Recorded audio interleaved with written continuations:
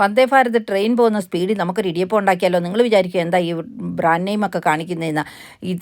ഇതിൻ്റെ ബ്രാൻഡ് നെയിമോ അല്ലെങ്കിൽ തുണിയിലൊക്കെ ബ്രാൻഡ് നെയിമോ ഉണ്ടെങ്കിൽ പിള്ളേർക്ക് പേരിടാം. കുകിളപ്പച്ചൻ കിടന്നുറങ്ങിക്കോട്ടെന്നേ. അതുകൊണ്ടാകട്ടോ ഒരു ഗ്ലാസ് അരിപ്പൊടി ഇങ്ങോട്ട് എടുത്തു, അതിനെ ഒരു സ്പൂൺ ഉപയോഗിച്ച് അങ്ങോട്ട് നിരത്തി വെച്ചു. അത് കഴിഞ്ഞ് വെച്ചുണ്ടല്ലോ കുക്കറിനകത്തോട്ട് ഒരു 1.5 ഗ്ലാസ് വെള്ളം വെച്ച് ഉപ്പും കൂടി ആവശ്യത്തിനിട്ട് തിളപ്പിച്ചു. 1 സ്പൂൺ എണ്ണ വേണമെങ്കിൽ ഒഴിക്കാം.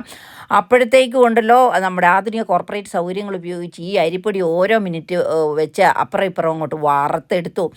അത് കഴിഞ്ഞിട്ട് അവനെ നമ്മൾ തിളച്ചിട്ടുകൊണ്ടിരിക്കുന്ന വെള്ളത്തിലേക്ക് കൊണ്ടുപോയിട്ടിട്ടുണ്ടല്ലോ, കുടുകിടുകിടാ എന്ന് 2 ഇളക്കം അങ്ങോട്ട് ഇളക്കി നല്ല പോലെ കൈ അങ്ങോട്ട് ഇളകട്ടെന്നേ.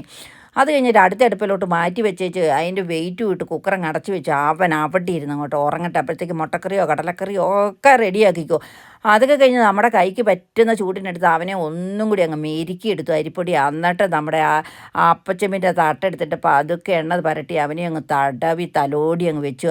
അതും കഴിഞ്ഞ് വെച്ച് നമ്മൾ അപ്പച്ചെമ്പിൻ്റെ തട്ടിലോട്ട് ഇടാനായിട്ട് ഇടിയപ്പം അങ്ങോട്ട് കറക്കാൻ തുടങ്ങി. ജോയിൻറ്റിനൊക്കെ നല്ല ബലവും ആരോഗ്യം കിട്ടട്ടെ. എന്ത് പൈസയാണ് നമ്മൾ ജിമ്മിൽ കൊണ്ടേ കളയുന്നത്.